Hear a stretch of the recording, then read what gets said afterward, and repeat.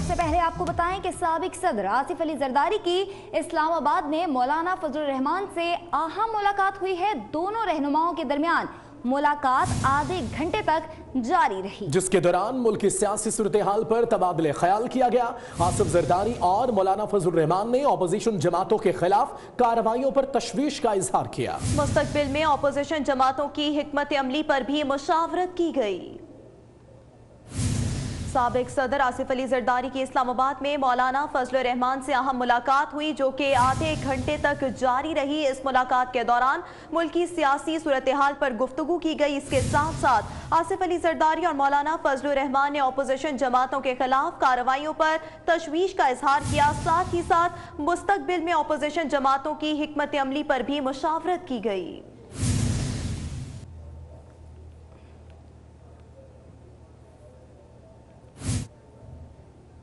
दूसरी जानिब आपको बताएंगे, चेयरमैन पीपल्स पार्टी बिलावल भुट्टो जरदारी कहते हैं कि उनके हाथ साफ हैं, उन्होंने कोई करप्शन नहीं की। एहतसाब के नाम पर अपोजिशन को इंतकाम का निशाना बनाया जा रहा है।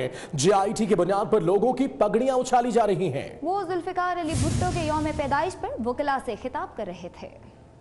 मुल्क के ठेकेदारों को इस बात की अंदाजा नहीं कि वो कितना खतरनाक गेम खेल रहे हैं। जो लोग आईन की सुप्रीमेसी की बात करते हैं, रूल ऑफ लॉ की बात करते हैं, इंसानी हुकूक की बात करते हैं, मीडिया पर लगाए पाबंदियों पर बात करते हैं, मिसिंग पर्सन्स पर बात करते हैं, उन सब को शक की निगाह से देखा जा रहा है। मैं समझता हूँ कि जो पाकिस्तानी जुल्म के खिलाफ आवाज उठाते हैं वो सबसे बड़ा पेट्रियट्स है और उनकी बात सुननी चाहिए। तमाम कुव्वतों को वाज़ेह पैगाम देना चाहता हूँ कि ये मुल्क सिर्फ और सिर्फ शहीद जुल्फिकार अली भुट्टो के आईन के मुताबिक ही चलेगा। कोई भी अनइलेक्टेड फर्द 2/3 से ज्यादा पार्लियामेंट से पास होने वाले आईन को खत्म करने का मजाज नहीं हो सकता। विफाक वज़ीर इत्तलात फवाद चौधरी कहते हैं, हमारा किसी से जाती झगड़ा नहीं। जिस इदारे को हाथ लगाएं पता चलता है अंदर से खोखला है। जब इदारों को बिजनेस पार्टनर बना लेंगे तो इदारे नीचे जाते हैं। मामला इससे कहीं ज्यादा गंभीर है। जो हम जलसों में कहते थे 2019 में पाकिस्तान को माशी मंजिल की तरफ ले जाने की कोशिश करेंगे। झगड़ा हमारा कोई जाती लड़ाई तो नहीं है, कोई इमरान खान की कोई जाती लड़ाई तो नहीं है जरदारी साहब से या नवाज शरीफ साहब से या बाकी हमारे जो ज़ौमा हैं उनसे। हमारा जो मुल्क है उसमें भी हमने देखा कि इदारे जो हैं, जिस इदारे को आप हाथ लगाएं पता चलता है नीचे से खोखला है। तमाम इदारों को अपना बिजनेस पार्टनर बना लेंगे। जब तमाम इदारों के ऊपर आप लोग अपने इस तरह से लोगों को बिठा के और उनसे फिर जाती काम लेंगे तो फिर इदारे नीचे जाएंगे। शेख रशीद अहमद और राना सनाउल्लाह एक बार फिर आमने सामने आ गए। दोनों रहनुमाओं की एक दूसरे पर लफ्जी गोलाबारी। शेख रशीद बोले, शहबाज शरीफ के खिलाफ अदालत जाने पर राना सनाउल्लाह बोल रहा है। राना सनाउल्लाह भी खामोश ना बैठे। कहा, जब मुशर्रफ आया तो शेख रशीद चूहे की तरह छुप गए। शेख रशीद का वजूद मुअज़्ज़ज़ ऐवान की तौहीन है। मैंने किसी बदबूदार को और मालशिए और इस चापलूसे और ऐसे लोगों को कभी टारगेट नहीं किया। मेरी ज़िंदगी का असूल है कि मैं नंबर 1 से दोस्ती करता हूं और नंबर 1 से दुश्मनी करता हूं। नंबर 1 हो तुम सिर्फ शैतानियत में, बदज़ुबानी में और बुरे किरदार में, इसमें तुम नंबर 1 हो। ईमानदारी से समझता हूँ कि ये बदबूदार इसलिए बोल रहा है कि मैं शहबाज शरीफ के खिलाफ सुप्रीम कोर्ट में जा रहा हूँ। इस जैसे बदकिरदार आदमी का इस मुअज़्ज़ज़ ऐवान में वजूद जो है, इस मुअज़्ज़ज़ ऐवान की जो है वो तौहीन है। दूध की रखवाली पर बिल्ला नहीं बिठाया जा सकता, चोरों को चौकीदार नहीं बनाया जा सकता। आदमी कोई ऐसा बात करे ना जिसका कोई ट्रस्ट हो, जिसका कोई व्यवहार हो, जिसकी कोई हिस्ट्री अच्छी हो, तो उसकी तो बात तस्लीम करते हैं। शेख रशीद की बात किसने माननी? देखें, हफ्ता इतवार हर एक पे आता है, छोटे दिन और बड़े दिन। जिसने गाजरें खाई हैं उसको फकी मिलेगी। आज नहीं मिलेगी, कल मिलेगी। ये जेल से बाहर कैसे आया था? क्या ये उस वक्त के सदर फारूक लगारी से माफी मांग के बाकायदा इन राइटिंग माफीनामा दे के ये जेल से बाहर निकला था या नहीं निकला था? जिस आदमी का केस होगा जुमे से इतवार हो सकती है, लेकिन मैं आपको कह चुका हूं कि 30 मार्च से पहले झाड़ू फिरेगा। आपको मेरी खबरें याद नहीं रहती तो मुझे दोबारा रेपिटेशन करनी पड़ेगी। आप अजीब अजीब पेशेंट हुई है, इधर उधर से सुन लेते हैं। हाँ, एक बात आज के लिए ठीक कह रहे हैं, एक बात ठीक कह रहे हैं कि मार्च से पहले झाड़ू फिर जाएगी। ये फिर नहीं है झाड़ू, और ये इन्हीं पे झाड़ू फिरने वाली है। इन्हें अंदाजा नहीं है एक्चुअली ये क्या इमरान खान को रहा है कि मार्च से पहले झाड़ू फिर जाएगी। रेलवे की लॉटरी निकल आई या अलादीन का चिराग हाथ लग गया। विफाकी वजीर शेख रशीद ने रेलवे का FM रेडियो शुरू करने का ऐलान कर दिया है। वो कहते हैं रेडियो पर रेलवे से मुतालिक मालूमात और अवामी दिलचस्पी की खबरें नशर हुआ करेंगी।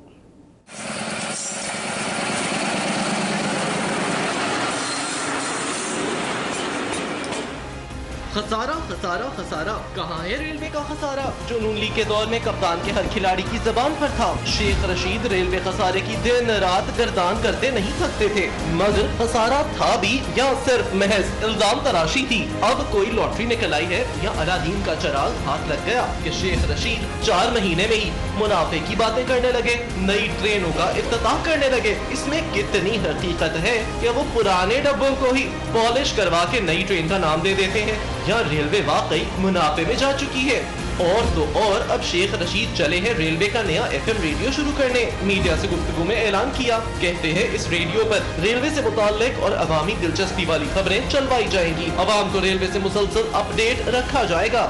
पाकिस्तान रेलवे जो है, रेडियो पाकिस्तान रेलवे का इजरा करने जा रहा है। सो उसके लिए हम लाइसेंस हम लेंगे और लाहौर हेडक्वार्टर में ये 5 से 10 आदमियों पर मुनसर इसका अमला होगा। हम एक्सपर्टीज से प्राइवेट सेक्टर में ये देंगे और ये रेडियो रेलवे पाकिस्तान जो है ये FM रेडियो होगा। इसमें मुख्तलिफ किस्म की इंटरटेनमेंट होगी और रेलवे के बारे में खबरें होंगी। शेख रशीद ने रेलवे पुलिस की तनख्वाह भी पंजाब पुलिस के बराबर करने का ऐलान कर डाला, मगर ये राज सामने नहीं लाए कि 4 महीने में रेलवे का खसारा आखिर खत्म कैसे हो गया। ब्रेक के बाद आपको बताएंगे मुल्क के पहाड़ी इलाकों में बर्फबारी का नया सिलसिला शुरू हो गया, जिसकी वजह से सयाह बड़ी तादाद में इन इलाकों में उमड़ आए। जी बिल्कुल, महकमा मौसमियात ने छुट्टी के रोज सड़कें खुली रहने की नवीद भी सुना दी है। मौसम ने ली अंगड़ाई, बादलों ने ठंड की नवीद सुनाई और मुल्क के पहाड़ी इलाकों पर बर्फबारी होने लगी।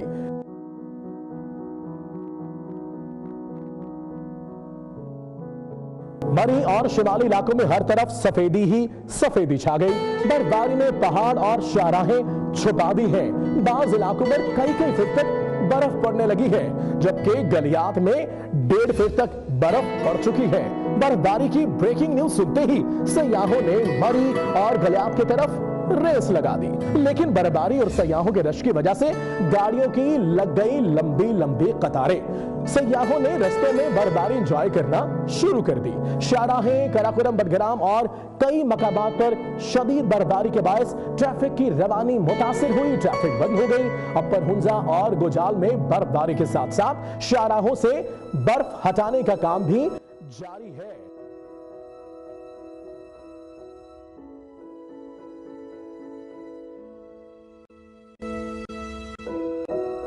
शहराएं, कराकोरम, बडग्राम और कई मकामात पर शदीद बर्फबारी के बायस ट्रैफिक के लिए बंद कर दिए गए हैं। अपर हुंजा और गुजाल में बर्फ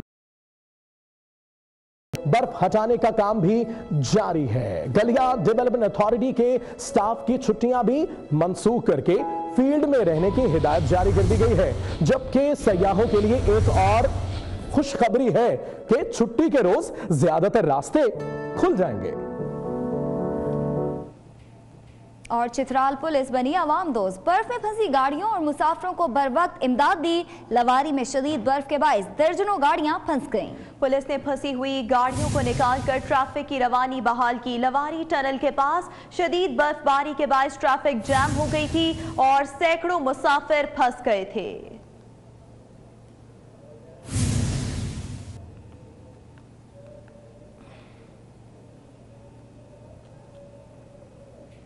और मरी में बर्फबारी ने सयाहों को अपनी तरफ खींच लिया। सयाह जहां बर्फबारी से लुत्फानंदोज हो रहे हैं, वहीं सर्दी के पकवानों से मजा दोबाला कर रहे हैं। इसी हवाले से बता रही हैं सबा बजीर। जी सबा।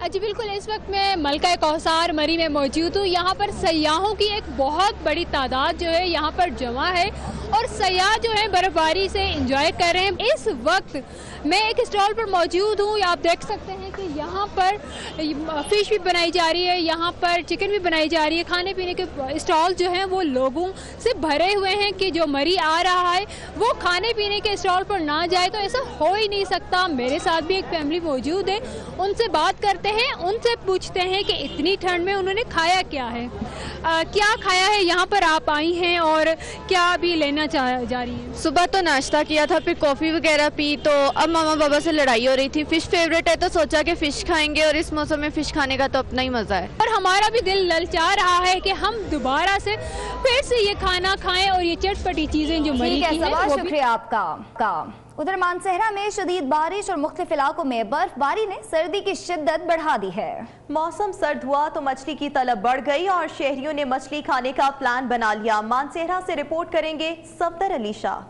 वज़ीर-ए-आज़म इमरान खान से तुर्क वफ्द की मुलाकात के चर्चे हो गए। मुलाकात में पाकिस्तानी वफ्द के अरकान की ताल्लुकी नुमाया रही। सफारती आदाब नजर आए, ना बैठने का अंदाज मुहज्जब था।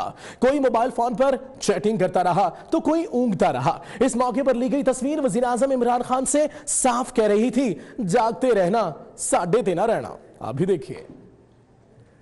वज़ीर-ए-आज़म के दौरा तुर्की की तस्वीर है। मुलाकात में तुर्की वफ्द के अरकान हमातन गोश हैं। ये कैफियत सिर्फ तुर्क वफ्द की है, पाकिस्तानी वफ्द का इससे कोई ताल्लुक नहीं। वफ्द में शामिल एक रुकन गालिबन फोन पर गेम खेल रहे हैं या फिर घरवाली से चिट चैट में मसरूफ हैं। साथ बैठे साहब टांग पर टांग चढ़ाए बाकायदा नींद के मीठे झोंकों की जद में हैं। उनसे आगे खुसरो बख्तियार बैठे हैं। आदाब महफिल से बेनियाज टांगे इस तरह दराज हैं जैसे कुरैन हैदर का नॉवल कारे जहां दराज हो। दास्तान यही तमाम हो जाती तो अच्छा था, मगर कहाँ। उनके बराबर बैठे मुशीर तिजारत और सनत अब्दुल रज़ाक दाऊद भी माहौल से ला ताल्लुक नजर आ रहे हैं। और अब जरा एक नजर हमसे कहीं ज्यादा मजबूत मईशत के हामिल तुर्की के वफ्द पर डालिए। सब मुस्तैद चाको चौबंद नजर आ रहे हैं। शायद तरक्की और अजमतें ऐसी ही कौमों का मुकद्दर बनती हैं, मगर ये सब हमारे मुकद्दर में कहाँ।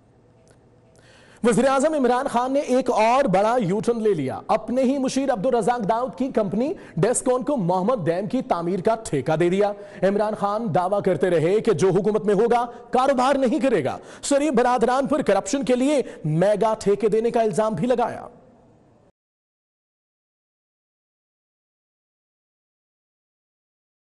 मुल्क में पानी के जखीरे के लिए डैम बनाना बहुत जरूरी है। आज से हमने डैम बनाना शुरू करना है और मैं चीफ जस्टिस साकिब निसार को दाद देता हूं इस चीज पे।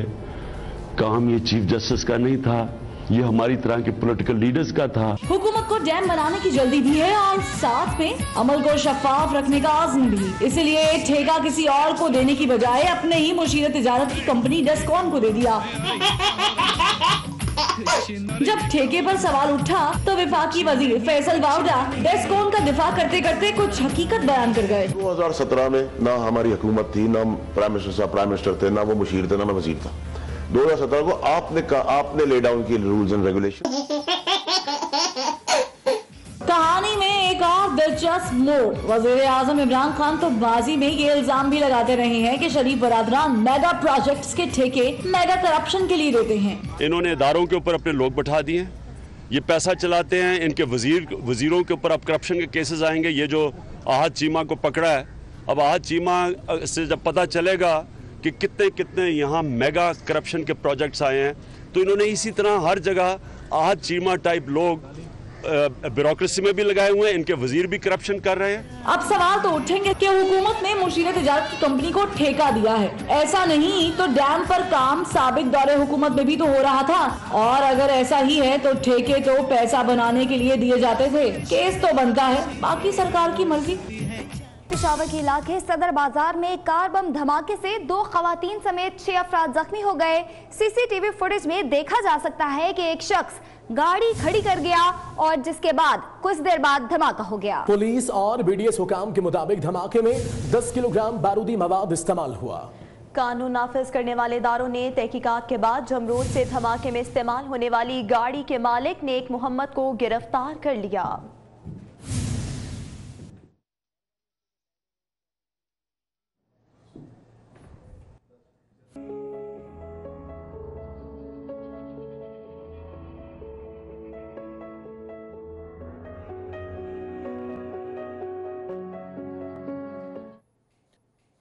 वो एक रहनुमा था, वो एक उम्मीद था, मुल्क के गरीबों के लिए रोशनी का दिया था। वो जुल्फिकार अली भुट्टो था। खिदमत करोगे, मेहनत करोगे, लड़ोगे और जदोजहद करोगे, ईमान से करोगे, खुदा की कसम करोगे। इराक, लेबनान, मोरक्को, मराकश, अल्जीर सब मुसलमानों के साथ अच्छे ताल्लुकात चाहते हैं। जुल्फिकार अली भुट्टो एक नहीं है, दो जुल्फिकार अली भुट्टो है, एक जो यहाँ खड़ा है और दूसरे आप, हर एक आप में से। हम तो पाकिस्तान की सालमियत के लिए जदोजहद कर रहे हैं, हम पाकिस्तान की हाकमियत के लिए कुर्बानी कर रहे हैं और खुदा मेरा गवाह है कि पाकिस्तान के लिए मैं अपनी जान कुर्बानी, अपनी जान। फैसला आपको करना है, मैं ये गलती नहीं करूंगा कि मैं फैसला करूं। मैं कौन सी चीज हूं, मैं कौन सी चीज हूं कि आपका फैसला मैं करूं। ए खुदाया, मैं कैसे अवाम का फैसला मैं कर सकता हूं। ये मेरा मकसद फिक्र है कि कोई कदम, कोई बुनियादी कदम मैं कभी आगे नहीं बढ़ूंगा गरीबों की इजाजत के बगैर, गरीबों के मेहरबानी के बगैर और गरीबों के ताबन के बगैर। मुझे इक़्तिदार का हवस नहीं था, मैंने इक़्तिदार की कुर्सी को पहले ठोक के आश्चर्य के बाहर फेंक के रखा था। कभी तो सोचना ये तुमने क्या किया लोगो, ये किसको तुमने सरेदार खो दिया लोगो। हवाए बुग़्ज़ो हबासत चली तो अपने साथ उड़ाकर ले गई इंसाफ की क़बा लोगो। दिया था सुबह मुसर्रत ने एक चराग हमें, उसी को तुमने सरे शाम खो दिया लोगो। सुला दिया जिसे जिंदान में तुमने मौत की नींद, जगाएगी उसे हालात की सदा लोगो।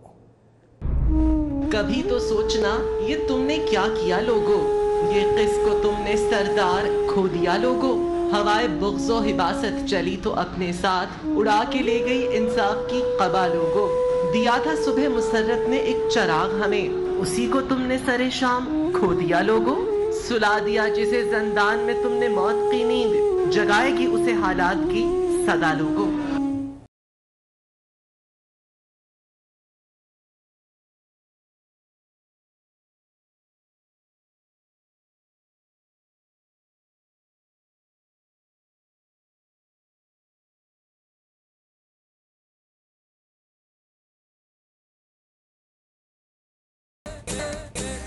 वतन की खातिर जानों का नजराना पेश करने वाले सपूतों का नाम हमेशा जिंदा और जावेद रहेगा। मुल्क के लिए जानें कुर्बान करने वाले हर शहीद को कौम सलाम पेश करती है, जिन्होंने मुख्तलिफ मुहाज़ों पर वतन का दिफा किया। आइए ये रिपोर्ट देखते हैं।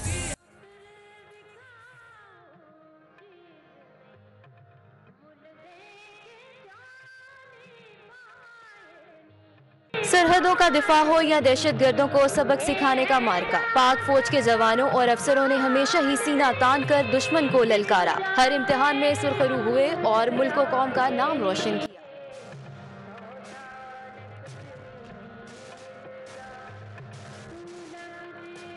चार सदा से ताल्लुक रखने वाले पाक फौज के जवान लांस नाइक वसाल मोहम्मद ने 9 बरस कबल शहादत को गले लगाया। वो 2010 में वजीरिस्तान में मुल्क दुश्मन अनासिर के खिलाफ लड़ते हुए शहीद हुए।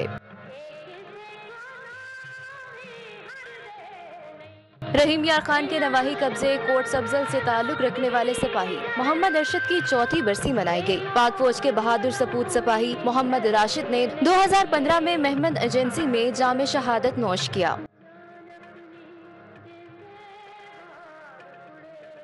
तलागंज शहीदों और गाजियों की धरती कहलाती है। तलागंज के नवाही इलाके में सिपाही मोहम्मद फारूक शहीद की 19वीं बरसी मनाई गई। पाक फौज के सिपाही मोहम्मद फारूक 1999 में भिम्बर आजाद कश्मीर के महाज पर शहीद हुए।